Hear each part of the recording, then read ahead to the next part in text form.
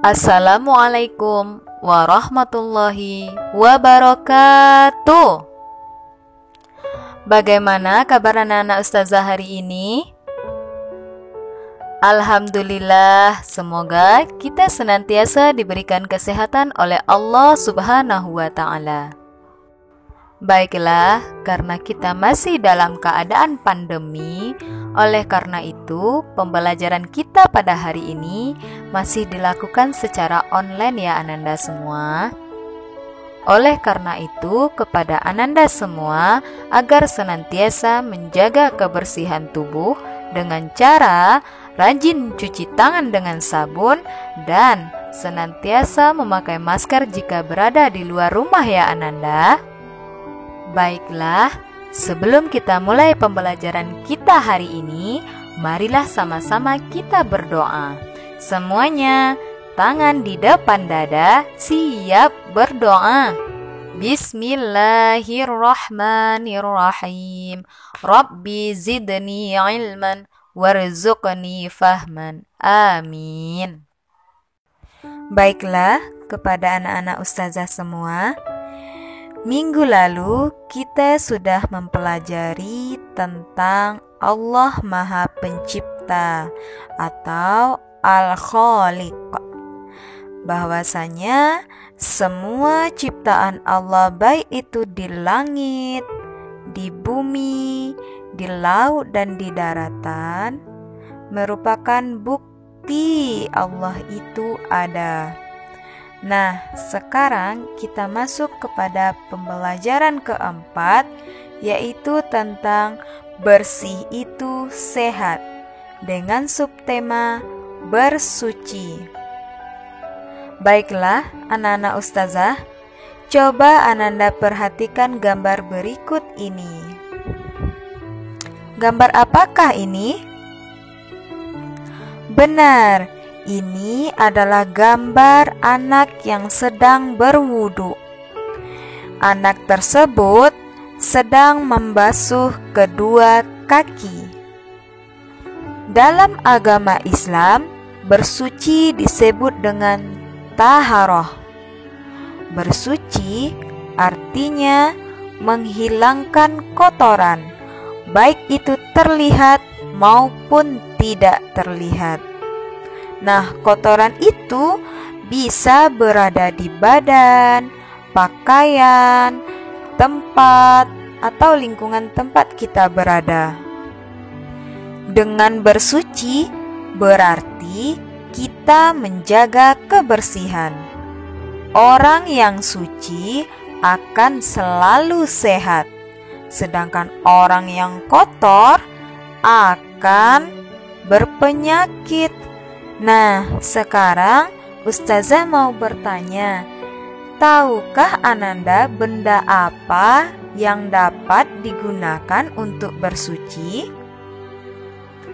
Ya, betul. Benda yang dapat digunakan untuk bersuci diantaranya ada air, tisu, batu, dan daun.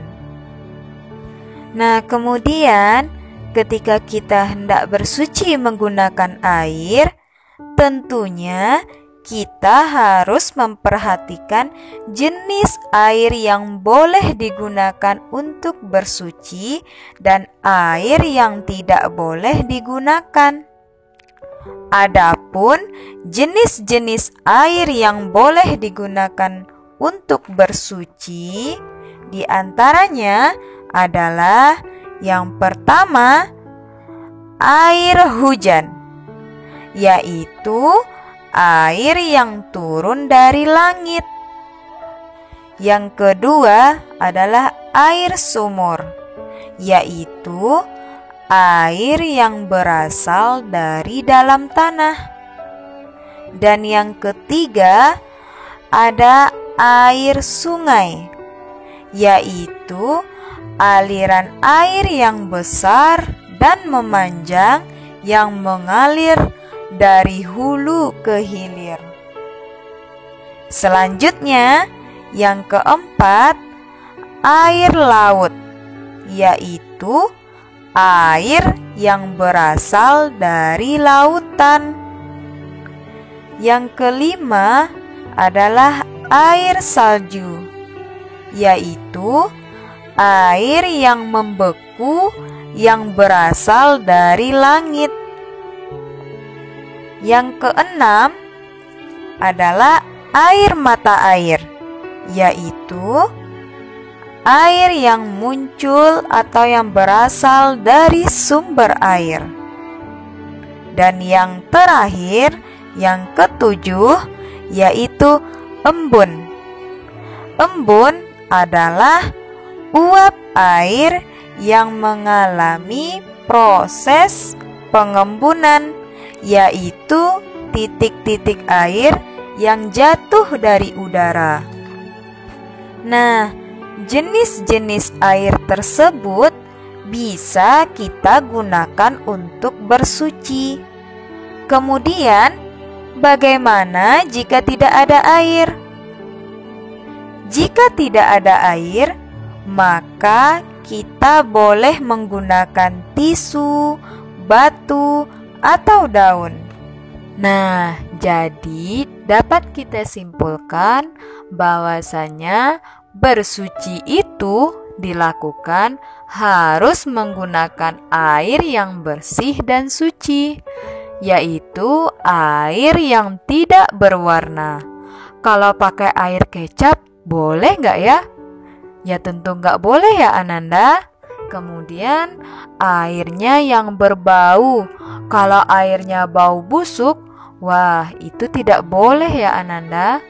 Kemudian air yang mempunyai rasa seperti air sirup, air teh manis, itu nggak boleh ya Ananda untuk berwuduk atau untuk bersuci.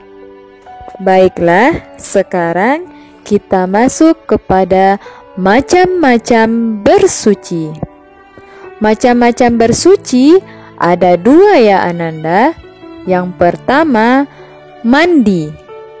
Mandi merupakan kegiatan mencuci tubuh dengan air, yaitu dengan cara menyiram air ke badan atau merendam badan, baik di sungai, danau, telaga, kolam, atau bak mandi.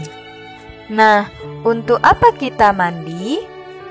Kita mandi untuk menghilangkan debu, bau, dan kotoran yang menempel pada tubuh kita. Dengan mandi, tubuh kita menjadi lebih bersih dan sehat. Nah, dalam sehari minimal kita mandi 2 kali sehari ya Ananda, yaitu pagi dan sore. Nah, yang kedua yaitu istinja. Istinja artinya membersihkan kotoran setelah buang air kecil atau buang air besar. Nah, setelah Ananda buang air kecil atau buang air besar, jangan lupa melakukan istinja dulu ya Ananda, dengan tujuan agar tubuh Ananda nantinya bersih dan suci dari kotoran dan najis yang menempel di badan, pakaian, maupun tempat. Sampai di sini dapat dipahami kan Ananda?